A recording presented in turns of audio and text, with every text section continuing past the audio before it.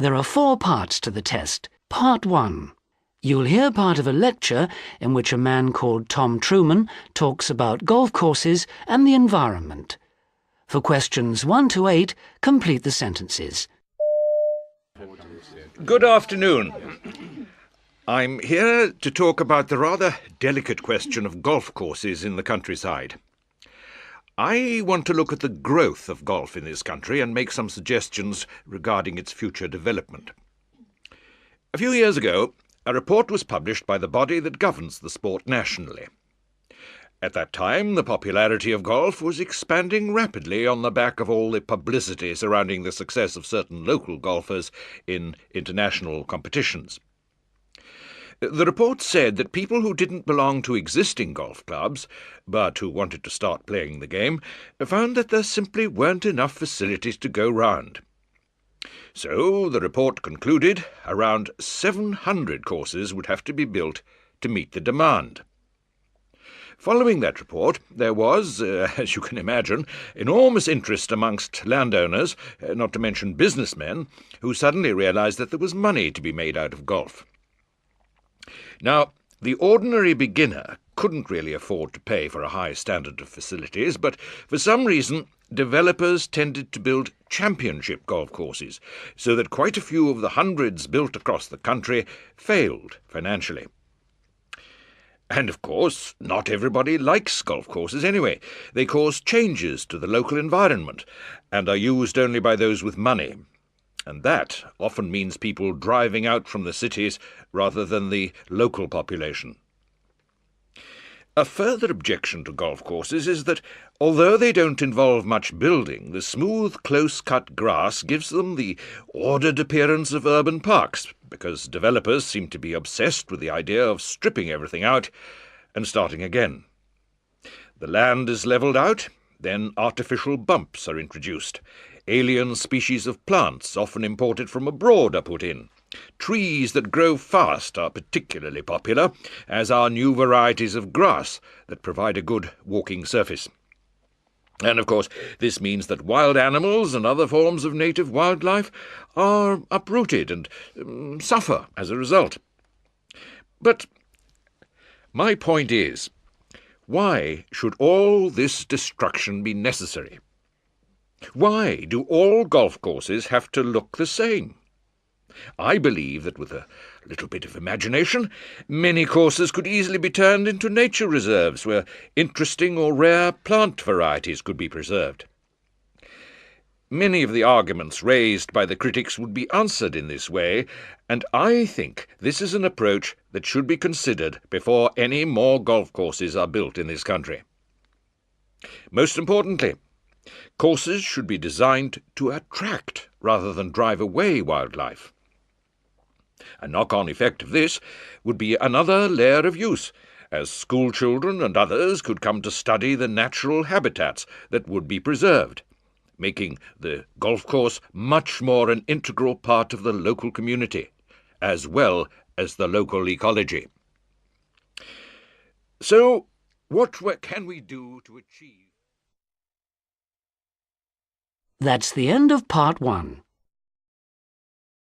Part 2. You'll hear a radio talk given by a photographer. For questions 9 to 16, complete the sentences.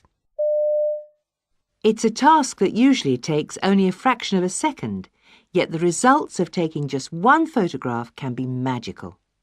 Ian Hassan is lucky enough to earn a living taking pictures, but for many of us it's just a hobby that we'd like to be better at.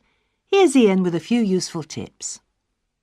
If you're like most of the amateur photographers that I come across, then it isn't pictures of famous celebrities that you're interested in, but rather pictures of familiar faces or places that induce groans of "oh no" when you show them off. And you want to put these familiar scenes in an album with a little pen note beneath each one, because these days photography has taken over from written diaries, and the idea of capturing moments in time has become pictorial.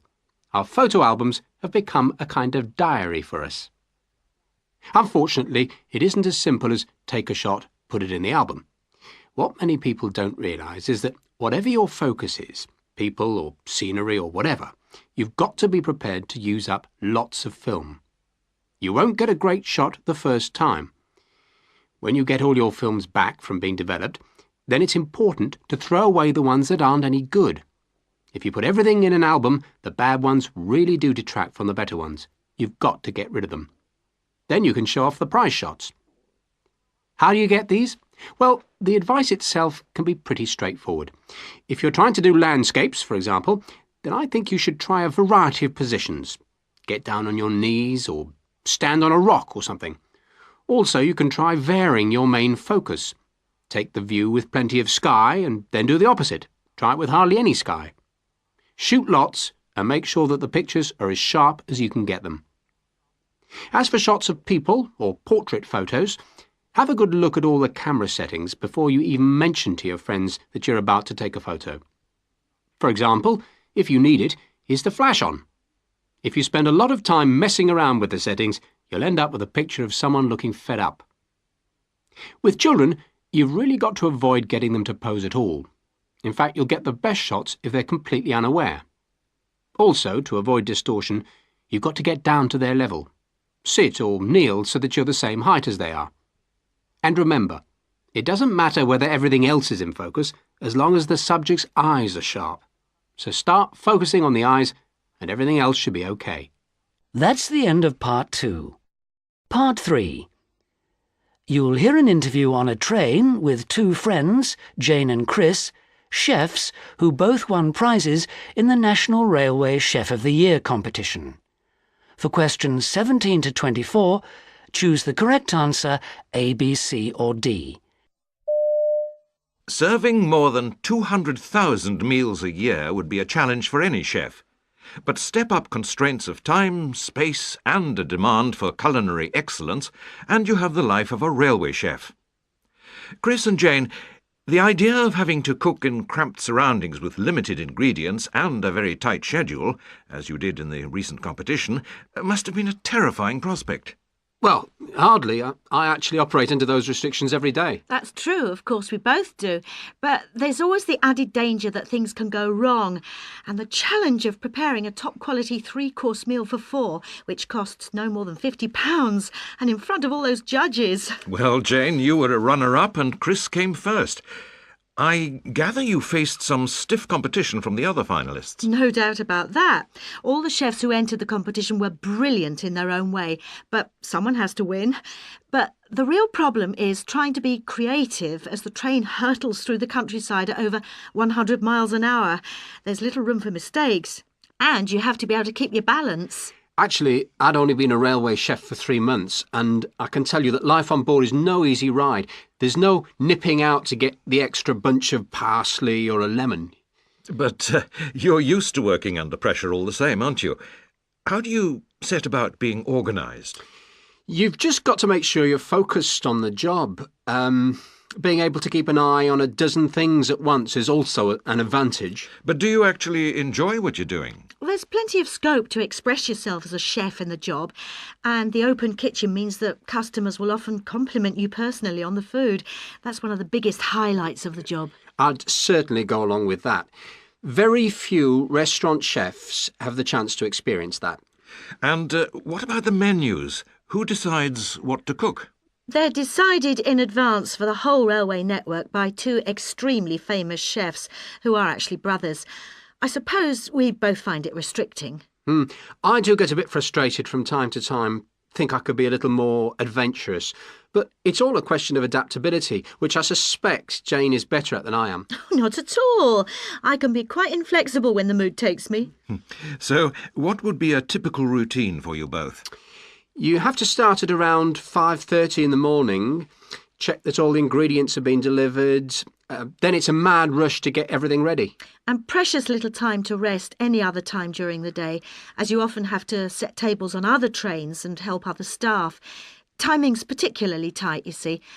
In other restaurants, orders come in and go out over 2 or 3 hours, but we have to turn round before the passengers reach their stations. It's all a bit nerve-wracking. So, what motivated you to do this in the first place? I've been on the move ever since I left college, so when I got engaged, I decided it was time to settle down. So When I saw this job, it seemed a reasonable compromise between personal commitments and my reluctance to stay in one place. For me, it was something that just caught my eye, not just ordinary run-of-the-mill stuff. And if you get the time, you get a good view out of the windows. And how do you stop things from spilling over when the train moves? It's not a problem for me. I was a chef on a liner, so I've got plenty of experience of cookery in motion. Yeah, but I think it helps if you only half fill saucepans with boiling water.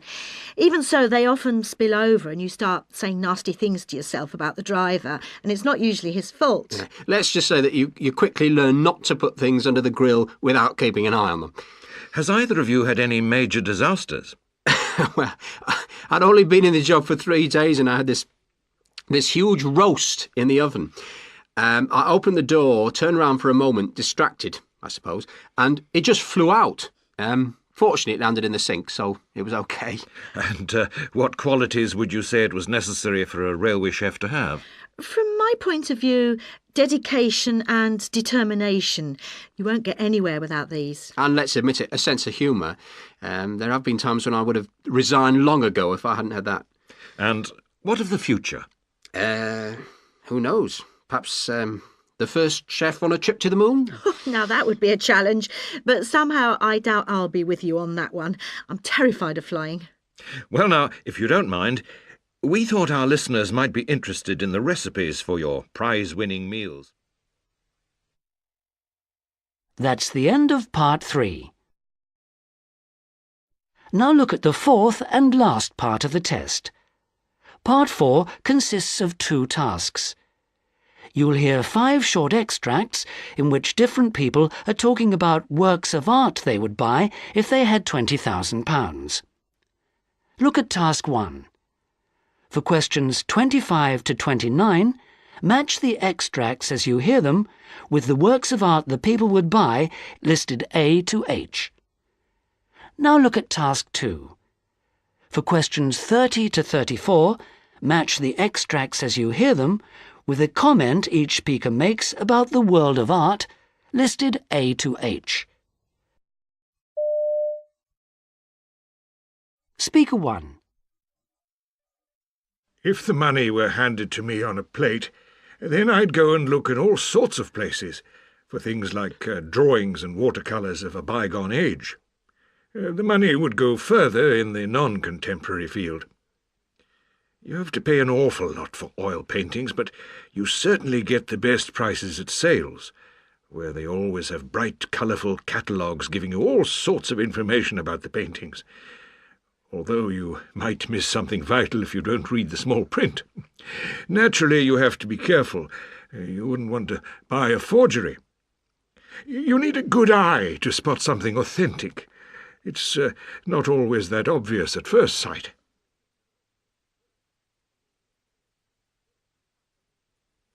Speaker 2. I can't think of anything nicer than having lots of money to spend on art. The only question is whether I'd go for the big one or spread it around. I'd probably go for a single collection of drawings I came across at an exhibition by a modern artist a short while ago. Actually, a few years ago, I acquired a painting quite cheaply by an artist who now sells for thousands. But you should never buy art with the intention of turning it into a money spinner. In my opinion, art should be accessible, not something remote and unreachable, and not something hidden away from the public eye.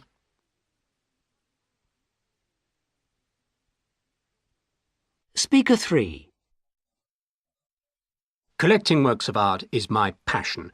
But to be frank, you need space. Every single corner of my small house is jam-packed with paintings, so I'm not sure where I'd put any new ones. But if I saw something I liked, I'd just have to have it, no matter where it goes.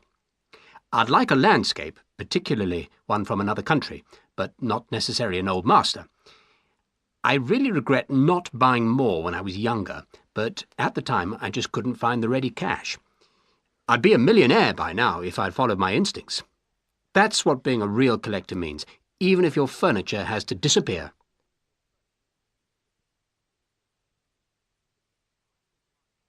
Speaker 4.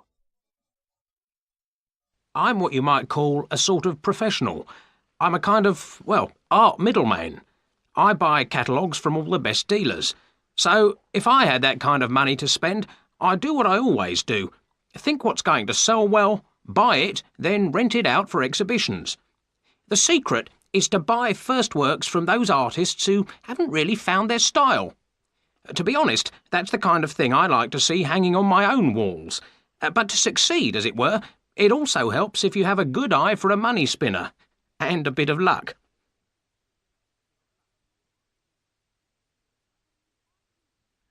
Speaker 5. If I were given a sum of money like that, I'd buy something eye-catching, something that everyone would notice, even if they didn't like it. I'd probably go for a giant statue that I'd place in my hallway or in a park near my house. There's only one reason to collect a work of art, because you love the image and you want to live with it forever, and there has to be some kind of message as well. It's not just about investing money or making a fortune. I always think it's amazing that many great artists didn't even become famous until after they died. That's the end of part 4. That is the end of the test.